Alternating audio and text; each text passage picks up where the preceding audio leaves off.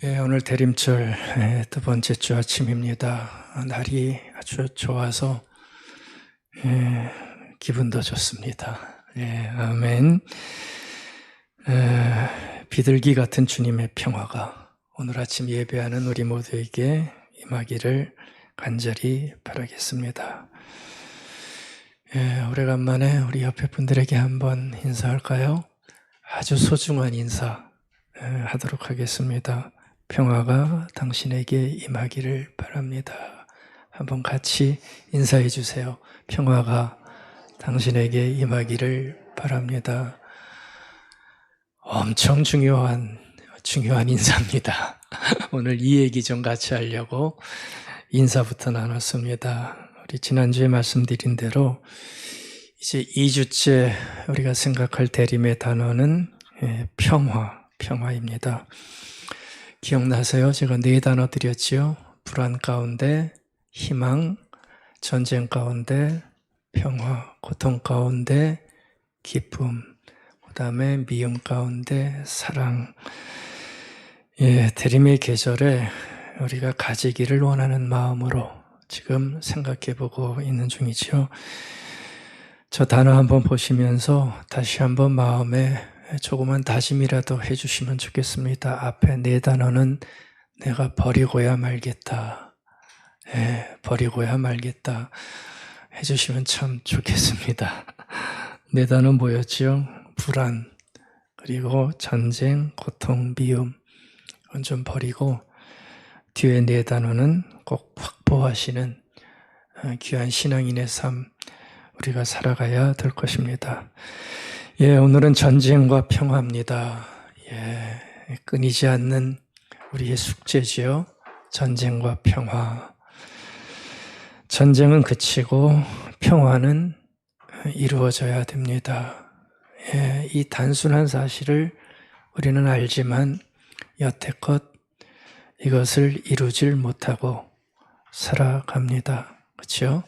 전쟁은 그쳐야 되고 평화는 이루어야 되는데 다 잘 아는데 왜 이렇게 안 되는지 모르겠습니다. 우리 주님의 다시 오심을 기다리는 사람들이 해야 할 그래서 아주 중요한 삶의 모습이 바로 이 평화라고 생각이 됩니다. 여러분들은 얼마나 부딪히면서 사셨어요? 그동안 얼마나 부딪히면서 사셨어요? 지금은 얼마나 부딪힘이 많으십니까? 아니면 지금은 내가 좀 자유로워졌지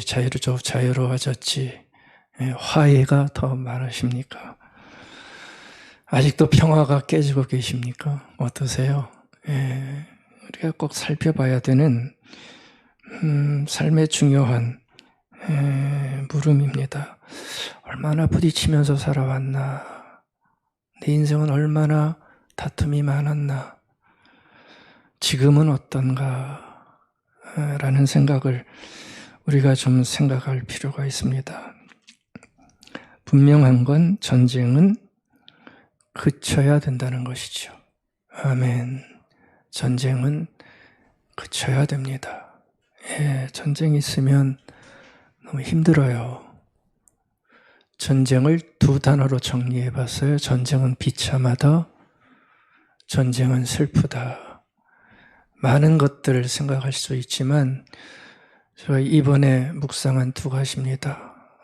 너무 당연한 얘기지만 가만히 전쟁의 모습을 보니까 이 2가지 놓고 말이 안 되더라고요. 전쟁은 비참하다. 전쟁은 슬프다. 명분이 무엇이든, 그렇죠? 명분 없는 전쟁은 없어요. 명분이 무엇이든, 그럼에도 비참하지 않고 슬픔이 없는 전쟁은 없다는 것, 우리가 다 잘 알고 있습니다. 전쟁이 일어나면 어떻게 될까요? 꽃이 아름답게 필 자리에 꽃은 없고 시체가 사람의 죽음이 뒤둥글고 있습니다. 향기 가득해야 할 곳에 썩은 냄새만 진동합니다.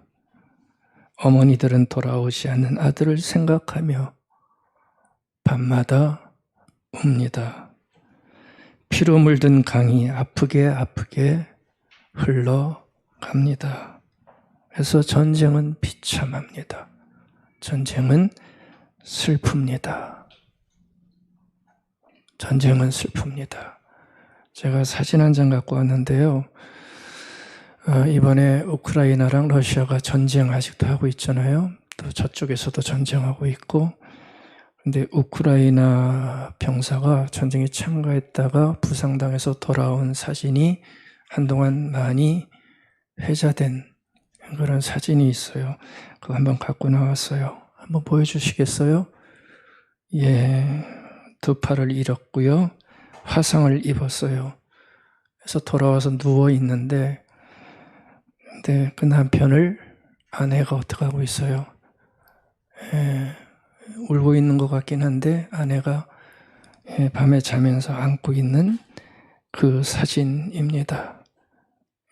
전쟁의 아픔이죠. 다음 사진 하나 또 보시기 바랍니다.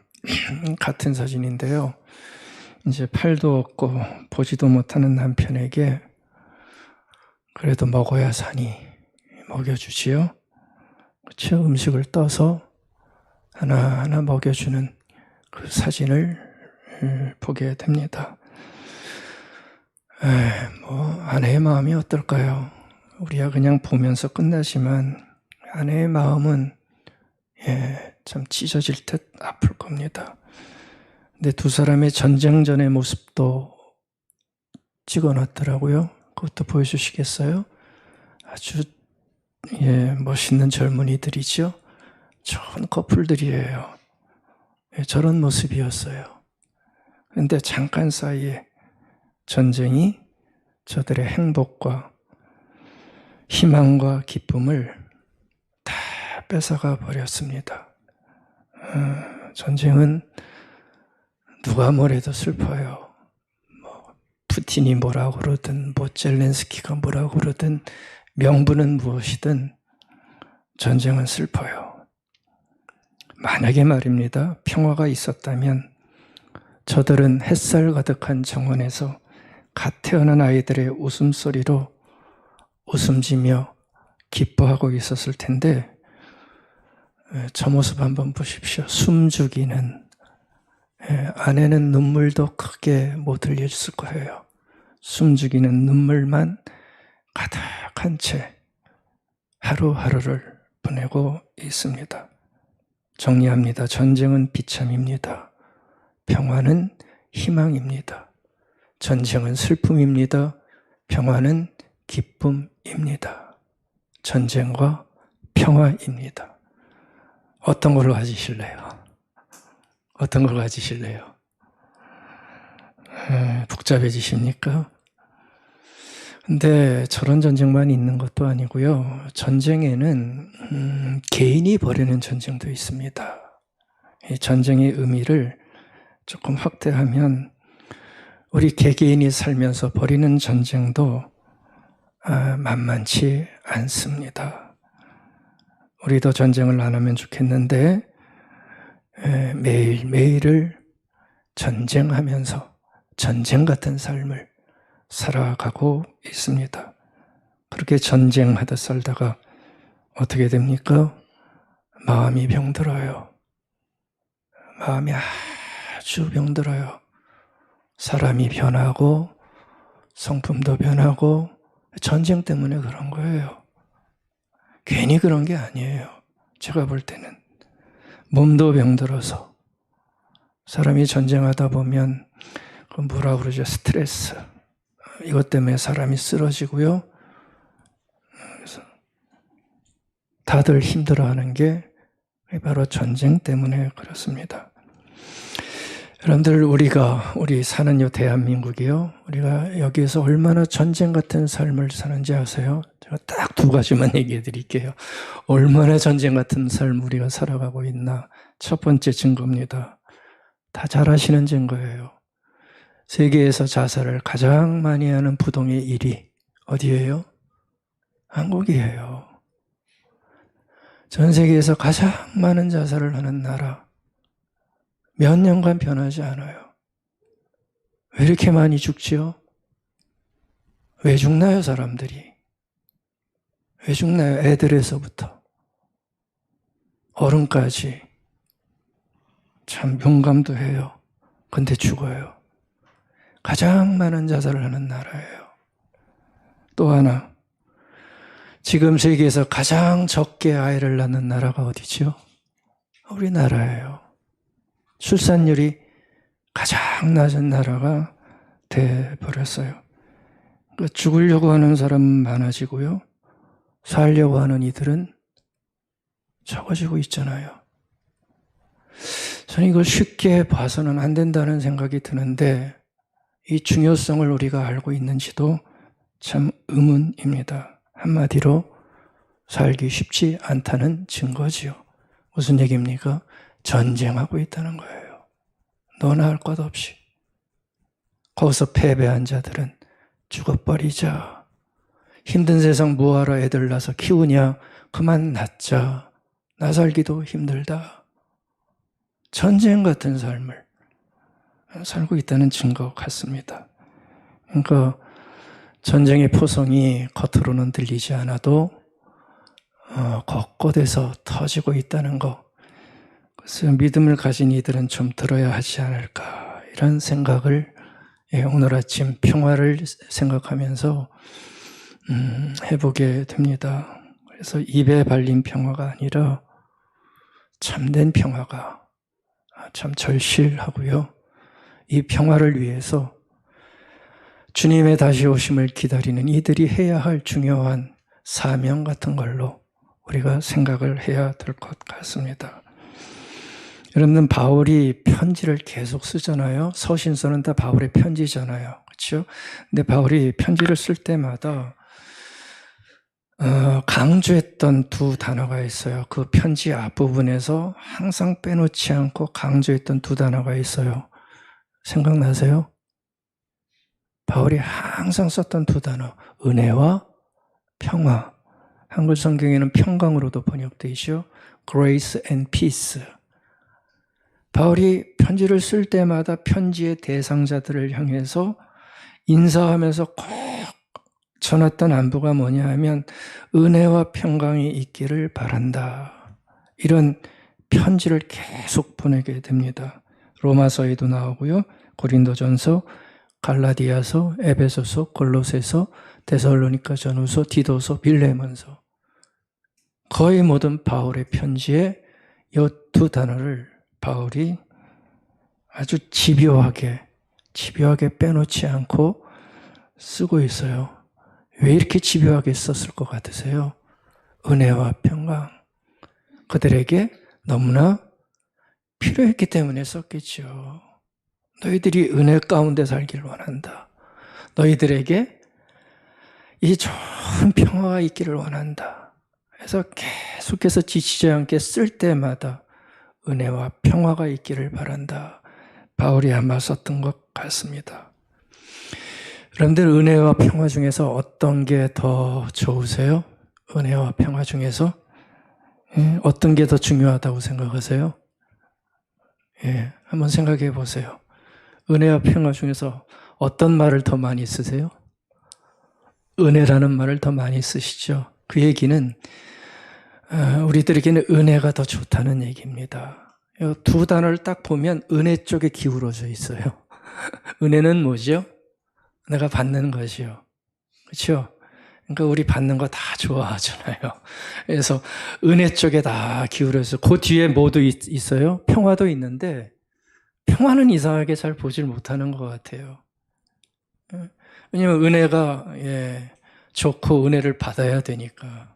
근데 바울의 논리는 이 두 개가 같이 가야 한다는 걸 우리에게 강조하고 있는 겁니다. 은혜는 받는 것이고 평화는 은혜에 대한 반응이겠죠. 그렇죠? 은혜를 받은 자는 어떻게 해야 돼요? 평화의 삶으로 반응하며 나아가는 책임 있는 삶을 어쩌면 요구하는 것인지도 몰라요. 근데 우리는 평화는 잘 안 보고요. 근데 책임이니까 난 싸워야 돼. 전쟁 같은 삶을 살아야만 살 수 있어. 그러니까 평화는 잘 안 보고요. 예, 은혜만 봐요. 예, 받는 거. 근데 은혜를 받았다면 평화의 삶도 살아내야 됩니다. 그게 신앙인의 삶이어야 되는 거죠. 왜냐하면 바울 시대의 성도들을 보면 평화롭지 않았어요, 그 사람들. 아니, 신약에 나온 모든 서신서, 또 베드로 전후서 오늘 볼 말씀도 그 시대를 살아가는 사람들에게 쓴 편지인데 전혀 평화롭지 않았어요. 너무 위험한 시대에 살았어요. 박해가 들어오고 죽음이 들어오고 전혀 평화롭지 않았어요. 근데 얘기하는 거죠. 은혜를 너희들은 받았고 은혜를 받았다면 그와 같은 와중에서도 평화를 깨지 말고 평화를 더 만들어가는 삶을 살아야 한다. 은혜와 평화가 있기를 바란다. 아멘. 여러분들도 평화를 꼭 보시기 바랍니다. 앞으로. 은혜만 눈에 확 들어오시면 안 돼요. 근데 제가 볼 때는 은혜만 바라보시는 것 같아요. 아닙니다. 은혜와 평화를 같이 이루어 가셔야 됩니다. 사실 전쟁 같은 삶에서 평화는 힘들어요. 여러분들 평화가 현실적입니까? 비현실적입니까? 한번 생각해 보세요. 제가 오늘 평화를 얘기를 하지만 평화가 현실적이세요? 비현실적이세요? 비현실적이죠. 어떻게 전쟁 같은 삶을 사는데 평화를 운운합니까? 어떻게 살라고? 논리적으로 따지면 평화는 비현실적이에요. 왜 비현실적이죠? 평화로우면 삽니까? 못 삽니까? 잡혀먹기는 하죠. 그래서 평화는 약자의 논리가 돼버렸다고요. 비현실적이에요. 지금은 평화의 논리보다 평화를 거부하는 전쟁의 논리가 훨씬 더 강하고 세잖아요. 안 그렇습니까? 훨씬 더 강해요, 전쟁의 논리가. 그래서 나오는 얘기가 뭐예요? 정당한 전쟁이라는 단어가 나오잖아요. 정당한 전쟁이 뭐죠? 전쟁의 논리를 앞세우는 거예요. 정당하게. 그 논리가 훨씬 더 강해요. 전쟁을 해도 정당한 전쟁이니까 전쟁을 통해서 해결해야 된다. 정당한 전쟁이라는 얘기가 나오고요.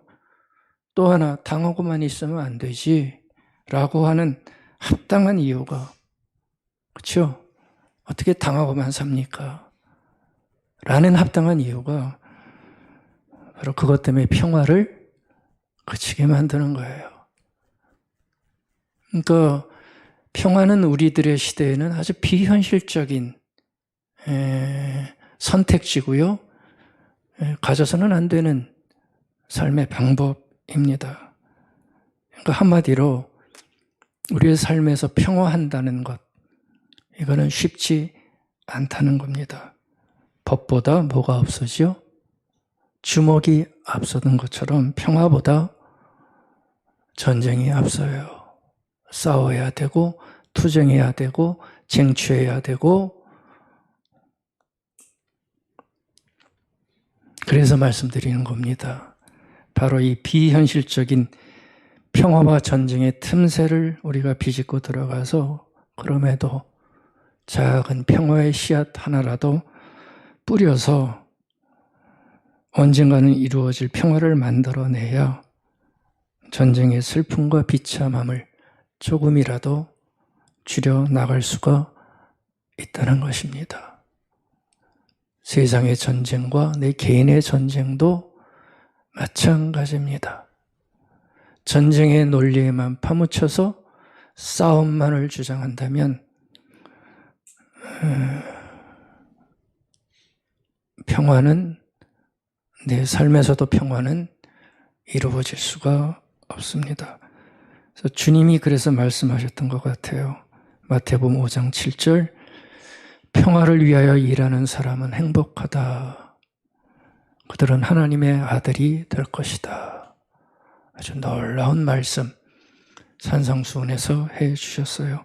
평화를 위하여 일하는 사람은 정말 행복하고 가치 있는 사람이다 라고 말해 주셨던 것이죠. 왜냐하면 평화를 위하여 일한다는 게 말처럼 그렇게 쉬운 일이 아닙니다. 그러니까 주님은 평화를 만들어가는 사람을 굉장히 높게 평가하시는 거예요. 하나님의 아들이다. 평화를 이루는 사람이 하나님의 아들이다. 어떤 일보다도 보람되고 가치 있는 삶을 사는 것이다. 이렇게 말씀해 주고 있습니다. 시편에 보면 아주 인상적인 시인의 말 한 구절이 있습니다. 시편 34편 14절. 이 시인은 이렇게 얘기합니다. 평화를 이루기까지 있는 힘을 다하십시오. 놀랍죠? 뜨끔하세요? 아니면은 동의하세요? 거기 보세요. 있는 힘을 다하래요. 왜 있는 힘을 다하라고 그랬을까요? 어려우니까. 비현실적인 평화를 만드는 게 너무나 어려우니까 너의 모든 힘을 다 기울여서 그 모든 논리를 이겨서 합리화를 이겨서 평화를 이루어내라.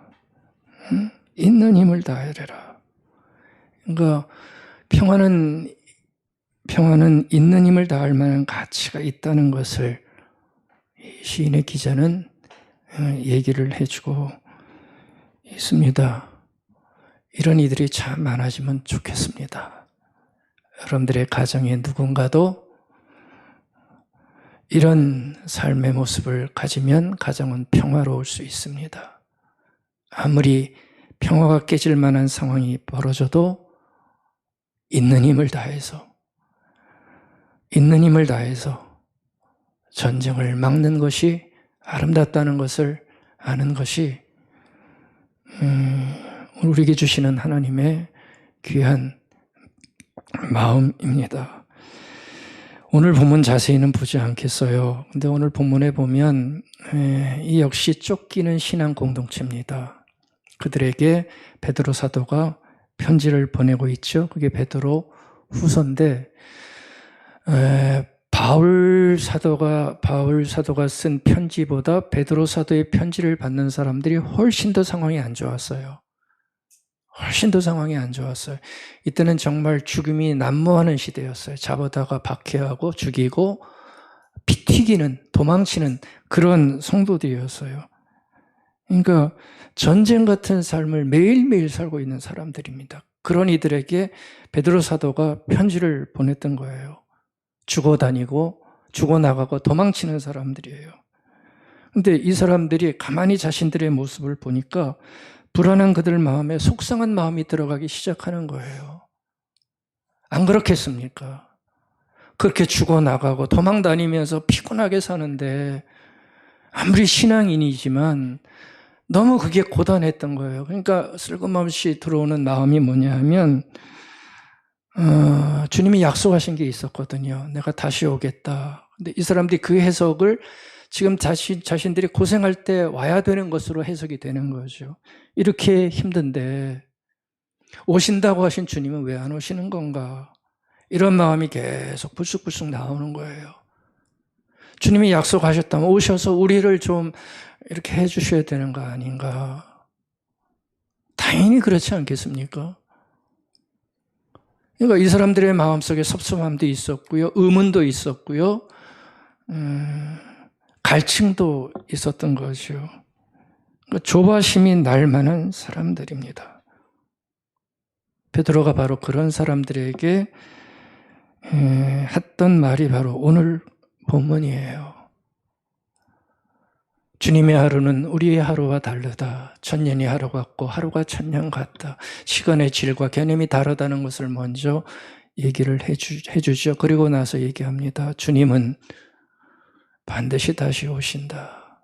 그 얘기를 거듭거듭 해주세요. 그러니 기다려라. 이게 바로 대림이지요. 도적같이 갑자기, 도적 같다는 얘기는 예고함이 없이라는 얘기입니다. 아주 갑자기 그날이 올 텐데 그날을 사모하고 기다리면서 14절에 보면 아주 중요한 권면을 하나 하죠. 주님의 다시 오실 것을 기다리면서 너희들 평화의 마음을 절대 잃지 마라. 왜냐하면 평화가 깨지기 쉽잖아요. 총 들고 싸우고 싶잖아요. 자기도 잡으러 온 놈들 죽이고 싶잖아요. 근데 너희들 평화의 마음을 잃어버리지 말라. 뒤에 그러면서 그런 얘기예요. 점도 없이 흠도 없이 그렇게 해라. 무슨 얘기입니까? 평화의 마음을 잃어버리는 순간 흠이 생길 수 있잖아요. 그렇죠?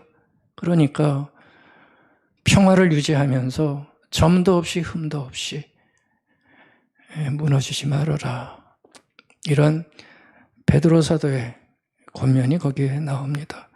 그러니까 평화가 깨질 만한 상황이지만 평화를 그래도 유지하라는 거죠. 평화를 유지하라는 거예요. 얼마나 어려운 부탁입니까? 그렇죠? 아까도 말씀드렸지만 법보다 주먹이 앞서는 게 인생인데 그래도 싸우다 죽으면 좀 기분이라도 풀릴까요? 그렇죠? 그게 사람인데 평화를 유지하래요. 참 어려운 도전을 줍니다. 왜 그랬는지는 또 뒤에 나오겠죠. 그러니까 저절로 이런 일이 되지는 않을 거예요. 그렇죠? 여러분들 같으면 하시겠어요? 우리 성도님들 하시겠지. 그렇죠? 근데 저절로 이렇게 되지는 않을 거예요. 의식해야 되고요. 뭘요? 주님의 다시 오심과 신앙의 가치를 깊게 의식하는 사람만이 평화를 유지할 수 있어요. 안 그러면 싸워요. 우리가 싸우는 것처럼. 내 감정에 휘둘려요. 그것밖에 없어요. 그러니까 의식해야 돼요. 자신의 신분을 의식해야 되고 앞뒤 결과를 의식해야 되는 거예요. 그리고 평화를 실제로 만들어 가야 되는 거예요. 만드는 과정은 힘들고 고통스럽겠죠. 왜요? 참아야 되고 눌러야 되고 기다려야 되고 힘들어요. 그러나 놀랍게도 결과는 아름다워요. 결과는 아름다워요. 여러분들 우리도 평화를 깨는 행동을 할 수 있습니다. 그러나 그것을 잘 누르고 눌러서 평화하면 그 결과는 아름답다는 거 우리 꼭 기억하십시다.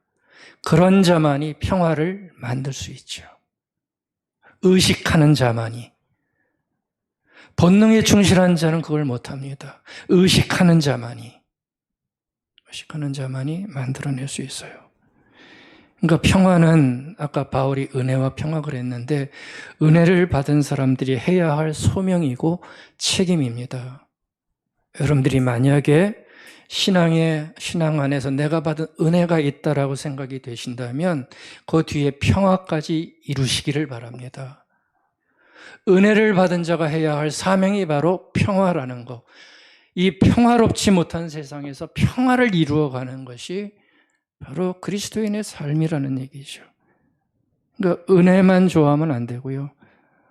평화도 이루려고 하는 마음을, 자각을, 인내를 우리가 가질 필요가 있습니다. 제 말이 여러분들의 마음속에 좀 새겨졌으면 좋겠습니다. 아, 내 고집을 버릴 때가 됐구나. 저런 얘기를 들으니 이제껏은 어떻게 살았는지 모르지만 이제는 내 고집을 은혜 가운데 내려오는 때가 됐구나 하는 그러한 좋은 마음 가지시기를 바라겠습니다. 이제 관건은 평화를 만들어 가는 거예요. 우리 신앙인들은 평화를 만들어 가야 돼요. 평화 없는 세상에서, 깨진 전쟁 같은 세상에서 조금이라도 평화의 씨앗을 뿌려가며 피스 메이킹 할 수 있는 사람들이 바로 우리의 삶이 되어야 되는 거죠. 모든 이들이 다 이렇게 살면 얼마나 좋을까요? 아니, 교회가 다 이렇게 되면 얼마나 좋을까요? 성도들이 다 이렇게 살면 얼마나 좋을까요? 평화를 만들어야 돼요. 근데 한 가지 그 전에 말씀드리겠습니다. 평화를 만들기 전에 할 일이 있어요. 다른 것이 아니고요. 내가 먼저 평화를 누려야 돼요. 그렇죠? 평화가 내 안에 있는 사람만 평화를 만들어낼 수 있겠죠. 내 안에 전쟁이 있는 사람은 평화를 만들어내지 못해요. 당연한 얘기입니다. 마음이 사무쳐야 꽃이 피듯이. 스크린 나왔어요? 마음이 사무쳐야 꽃이 피듯이. 평화가 사무쳐야 평화의 꽃이 펴요. 여러분들의 마음속에 평화의 마음이 없으면 평화의 꽃은 피울 수가 없어요. 평화해야지 하는 그 사무침이 있을 때 그 대상자가 누군지는 모르겠어요. 그러나 평화의 마음이 사무쳐야 평화의 꽃이 핍니다. 전쟁 한가운데서 전쟁 같은 삶을 살지만 내 안에는 전쟁이 없어야 평화를 만들어낼 수 있습니다. 아름다운 구절입니다. 아름다운 구절입니다. 그래서 주님은 십자가 지시기 전에 제자들에게 선물 하나를 주시죠. 이제 주님이 십자가 지고 떠나면 제자들은 어떻게 될까요? 그야말로 전쟁 같은 삶을 살게 되겠죠. 도망 다녀야 되고 쫓는 이들과 싸워야 되고 전쟁 같은 삶을 앞둔 제자들에게 선물 하나를 주시는데 그 선물이 참 놀라워요. 아주 꿰뚫고 있는 선물 하나를 제자들에게 던져주세요. 그게 요한복음 14장 27절 뒤에 쫙 나옵니다. 제가 한번 읽어드릴게요. 여러분들 저 구절 한번 좀 잘 봐두시기 바랍니다. 나는 평화를 너희에게 남겨준다. 이제 주님이 떠나시면서 하는 얘기입니다. 나는 다른 게 남겨주는 게 아니라 평화를, 내가 가진 평화를 너희에게 남겨준다. 나는 내 평화를 너희에게 준다. 내가 너희에게 주는 평화는 세상이 주는 평화와 다르다. 그러니 너희는 마음에 근심하지 말고 두려워하지 말아라. 무슨 얘기입니까? 이제 두려워할 거고요. 근심할 거예요. 왜냐하면 주님께서 십자가의 지신이 두려워하겠죠. 그걸 보시면서 평화를 너희들에게 줄 테니까, 내가 가진 평화를 너희들에게 줄 테니까 너희들 그렇게 쫄지 말아라. 이 평화 가지고 살아라. 그러면 살 수 있다. 얘기해 주신 거예요. 28절. 너희는 내가 갔다가 다시 온다고 한, 그렇죠? 대림이죠. 한 말을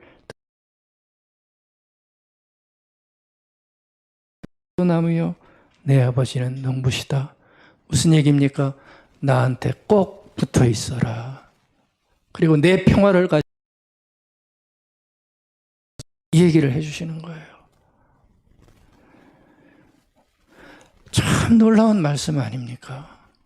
우리 신앙인들이 이런 말씀은 정말 잘 붙잡아야 돼요. 여기 보면 세상의 평화와 주님의 평화를 구분해서 주시죠. 그렇죠? 세상의 평화 있고 주님의 평화가 있다. 그런데 내가 주는 평화는 세상이 주는 평화가 아니고 바로 나의 평화다. 여러분들 이 차이점을 아세요? 세상이 주는 평화는 어떤 평화입니까? 이거는요, 간단하게 얘기하면 오래가지 못하는 평화예요. 여러분들 세상이 갖는 평화는 오래가지 못하는 평화예요. 상황에 따라 변하는 변화무쌍한 평화가 세상의 평화잖아요.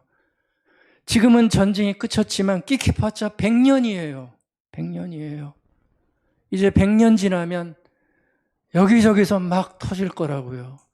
지금부터 터지고 있잖아요. 세상의 평화는 잠깐의 평화예요. 분리하면 언제든지 깨어지는 평화입니다. 또 하나 자기 살 길만 찾는 평화입니다. 이게 바로 세상의 평화예요. 이 평화 가지면 평화가 없어요. 오히려 전쟁을 하게 되는 평화입니다. 근데 주님의 평화는 이런 평화가 아니죠. 주님의 평화는 상황에 따라 변하는 평화가 아닙니다. 오히려 자기가 불리할수록 더욱 희생하는 평화입니다. 그 희생을 통해서 평화를 만들어내는 평화입니다. 희생을 통해서, 섬김을 통해서 만들어내는 평화입니다. 여러분들, 이 평화예요. 참 좋은 평화예요. 하나님에 대한 믿음과 신뢰가 평화의 뿌리예요. 그러니까 든든한 평화예요. 하나님에 대한 믿음과 신뢰가 주는 평화이기에 견고한 평화가 될 수 있습니다. 그러니까 주님은 이런 평화를 내가 너희들에게 주겠다. 받아라. 누려라. 두려워하지 말아라. 아멘. 우리 받으십시다. 이 평화를 다 잃어버린 것 같아요. 이상해요. 너무 이런 평화가 없어요, 지금은. 그냥 세상이 주는 평화만 가지고 사니까 계속 전쟁하는 거예요. 자기 유리할 때는 그냥 허허 평화인데 조금만 분리하면은 쌍심지가 돋아요. 무슨 평화가 일어나겠어요? 평화가 깨져요. 이 심각성을 우리가 아나요? 그래서 세상의 평화만 갖고 살다가 위기의 순간이 오면 전쟁 모드로 확 태세 전환이 되는 거죠. 목소리 커야 이겨. 그렇죠? 참으면 손해봐. 목사님 같으면 손해보실래요? 이렇게 얘기해버려요. 할 말 없죠, 그럼 뭐. 목사님 같으면 손해보실래요? 전쟁 모드로 태세를 전환해버려요. 너무 안타까운 모습인데 어쩌면 이게 우리의 모습인지도 몰라요. 바깥에 나가면 신앙인과 신앙인 아닌 사람들의 평화가 구분되나요? 좀 구분됐으면 좋겠는데 많이 안 보여요. 큰 소리 막 친데 가면 권사님 이래요. 이게 뭡니까 도대체? 이게 뭡니까? 장로님? 어떤 땐 목사님? 이게 뭐예요? 그러니까 주님의 평화를 받으면 좋은데 그걸 잘 하지 못하고 있어요. 여러분들 여기서 이거 하나 생각해 봅시다. 왜 우리는 그 주님의 평화가 지금도 우리에게 주어지고 있는데 지극히 많은 주님의 평화가 주어지고 있는데 왜 이 평화를 누리지 못할까요? 받지 못할까요? 제가 생각해 봤어요. 4가지로 간단하게 정리해 봤어요. 첫 번째, 주님의 평화를 우리 누리지 못하는 것은 다른 이유 없어요. 주님을 사랑하지 않아요. 아시겠습니까? 주님을 사랑하면 이러지 못해요. 근데 우리는 주님을 사랑하지 않고 주님을 이용만 하려고 그래요. 그러니까 태세 전환이 되는 거예요. 아픈 지적을 해드리는 겁니다. 사랑하지 않고 주님을 이용만 하려고 그래요. 그러면 주님의 평화는 가질 수 없죠. 두 번째, 십자가가 없어요. 우리들에게 십자가 대신 뭐가 있어요? 꽃길만 가려고 그래요. 아시겠습니까? 꽃길이 뭘까요? 알아서 생각하십시오. 꽃길만 가려고 그래요, 신앙인들이. 그러니까 주님의 평화가, 성김과 희생의 주님의 평화가 없어요. 세 번째, 자기 생각만 주장을 해요. 주님의 말씀이 있는데 주님의 말씀은 접어두고 자기 주장과 생각과 판단만 하는 거예요.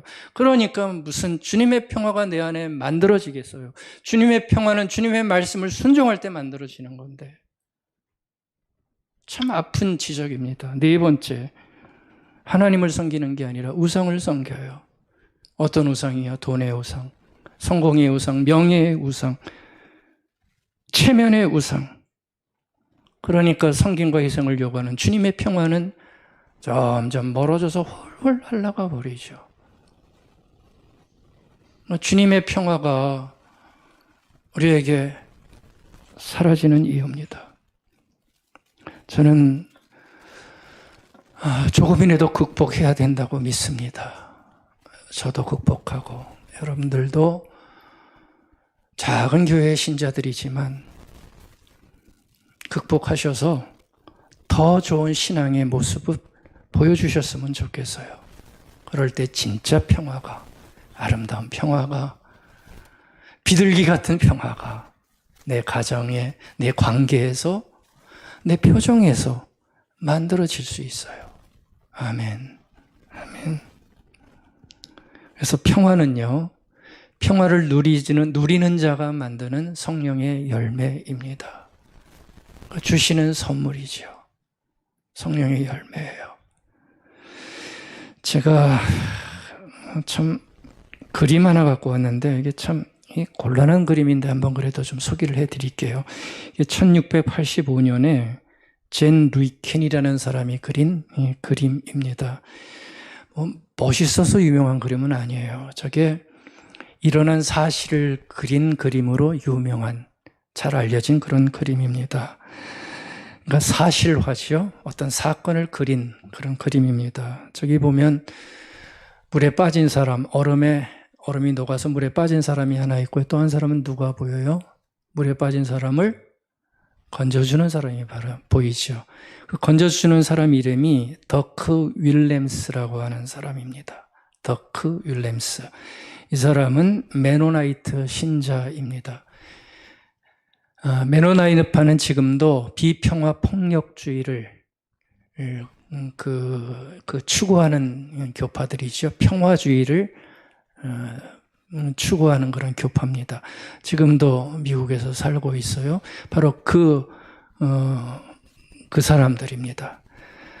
근데 여기서 놀라운 거는 이제 건져주는 사람은 더크 윌렘스인데 빠진 사람이 누구냐 하면 참 난감합니다. 빠진 사람이 바로 메노나이트 교도들을 잡으러 다니는 카톨릭의 추격자입니다. 아시겠어요? 그러니까 상황 이해되시죠? 막 추격하러 가다가 추격자가 얼음이 녹아서 거기에 펑 빠진 거예요. 근데 빠지면 어떻게 되면 순식간에 녹아서 빨려 들어가잖아요. 근데 막 도망가던 더크가 그 빠져가는 소리를 듣고 뒤로 돌아보고 빨리 더 잘 됐다고 도망가야 되는데 도망가질 않고요. 뒤로 돌아서서 이 사람을 구해주게 됐다는 그 사실적인 그림을 그린 거예요.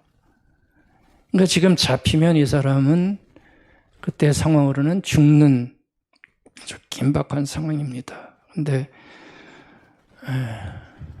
추격자를 구해줘요. 이게 도대체 어떻게 된 일입니까? 이제 여기서 그 다음이 중요하죠. 그 다음이 중요해요. 그 다음 어떻게 됐을 것 같으세요? 추격자가 고맙다. 당신 때문에 살았다. 감동해서 놓아줘야 되는데 자기 생명의 은인을 가톨릭 당국에 다시 넘겨줘요. 다시 넘겨주고 더크는 화형으로 생을 마치게 됩니다. 이런 일이 벌어진 거예요. 물에 빠져 죽는 사람 건져줬더니 다시 화형으로 생을 마치게 만든 거죠. 여기서 많은 생각을 할 수 있죠. 왜 더크가 이렇게까지 했을까? 이 사람이 이렇게까지 했을까? 왜 이렇게까지 했을까요? 여러분들 좀 짐작이 가세요? 저거 쉬운 일 아니죠? 저 정말 쉬운 일 아닙니다. 왜 이렇게까지 했을까요? 어리석은 건가요? 잠깐 정신이 나가서 판단 미스한 건가요? 아니면 너무 순수했나요, 이 사람이? 우리처럼 좀 약아야 되는데? 계산이 빨라야 되는데? 아니면 믿음이 너무 오버했습니까? 과했습니까? 참 여러 생각이 들어요. 근데 이 더크가 속한 메노나이트 공동체가 나중에 답을 내놨어요. 근데 그 답이 참 재밌어요. 어떻게 답을 내놨냐 하면 더크가 한 이러한 행동은 생각에 의해서 나온 행동이 아니라는 거예요. 그 짧은 순간에 생각에 의해서 이런 행동을 할 수가 없다는 거죠. 생각이 나와서 행동이 아니라 몸에 밴 반사적 행동에 의해서, 반응에 의해서 나온 행동이었다는 걸로 설명을 해요. 몸에 밴 반사적 행동에 의해서 그냥 구해내고 본 거라는 거죠. 이게 그 메노나이트 공동체에서 낸 답이었어요. 여러분들 이 말이 무슨 뜻인지 아시겠어요? 근데 이게 더 무서운 답입니다. 이게 더 도전이 되는 답입니다. 거기서는 그렇게 설명을 했어요. 그러니까 더크는 메노나이트 공동체가 어떤 공동체입니까? 폭력을 거부하는 공동체예요. 원수를 사랑하는 주의 말씀을 어떻게든 지키려고 애쓰는 사람들이었다고요. 그리고 더크는 그 말씀을 믿었고요. 또 그렇게 살아가는 공동체의 삶을 보면서 어렸을 때 그것을 배웠던 사람이었어요. 그러니까 그게 어떻게 됐다는 거예요? 몸에 배 있다는 거예요. 그러니까 뭐 생각하고 뭐고 그럴 사이가 없이 그냥 몸에 밴 행동 그대로 자기 삶에서 한 행 그대로 가서 손잡고 우선은 구해주게 됐다는 거죠. 나중에 죽게 될지 뭐 잡혀갈지 놓치게 될지 이런 거 복잡하게 생각하지 않고 원수를 사랑해라. 그리고 정말 그렇게 살아가는 공동체 교유들의 삶의 모습을 보면서 우직하게 그대로 했다는 것. 그게 그 사람들의 설명이더라고요. 저는 시사하는 바가 많은 평가라고 봅니다. 여러분들 전쟁 같은 삶에서 평화를 만든다는 것은 바로 이렇게 물에 빠진 추격자를 구해내는 것만큼이나 쉽지 않은 일입니다. 구해주면 어떻게 될지 모르는데 도망가야지 왜 구해줍니까? 근데 구해줍니다. 왜요? 생각이 아니라 그의 몸에 밴 그의 행동이 그렇게 내면화되었어 있기에 그렇게 하게 됐다는 거예요. 여러분들 우리가 평화를 실천하면 손해봐요. 쪽팔려요. 어떤 때는. 소리 하나 지르지 못하고 뭐 하는 거야? 왜 이렇게 바보같이 살아? 엄마는 왜 이렇게 바보 같아? 대꾸 한 번 못해? 어렵지요, 그게. 근데요, 내면화돼 있어요. 턱 하고 치면 평화가 나오는 거예요. 왜요? 주님의 말씀을 마음에 담는 깊은 생활을 하고 있었기에 그렇게 평화가 내 안에 쌓이고 쌓여 있다가 평화를 발견할 시점에 나도 모르게 반사적으로 평화가 나오게 되는 거예요. 이 정도가 돼야 평화가 이루어진다는 얘기를 하고 있는 겁니다. 평화는 절대 내면화되지 않으면 만들어지지 않아요. 순간에 딱 깨져버려요. 다 깨져버려요. 우리가 그렇게 지금까지 죄송합니다. 살아왔습니다. 평화가 깨져버려요. 내면화돼야만. 내 안에 평화의 말씀으로 가득 차 있을 때만 우리는 그렇게 살아갈 수 있어요. 우리가 평화를 말할 때 꼭 보게 되는 성 프란치스코의 기도 있죠. 평화를 비는 기도. 얼마나 아름다운 기도입니까? 제가 한 번 더 읽어드릴게요. 주여 나를 평화의 도구가 되게 하소서. 근데 그 평화의 도구가 되려면 어떻게 해야 되는가? 그걸 얘기를 하고 있죠. 미움이 있는 곳에 사랑을.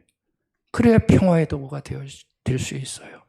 다툼이 있는 곳에 용서를, 분열이 있는 곳에 일치를, 오류가 있는 곳에 진리를, 의욕이 있는 곳에 믿음을, 절망이 있는 곳에 희망을, 어둠이 있는 곳에 광명을, 슬픔이 있는 곳에 기쁨을 심게 하소서. 주여, 위로를 구하기보다는 위로하고, 이해를 구하기보다는 이해하며, 사랑을 구하기보다는 사랑하게 해주소서.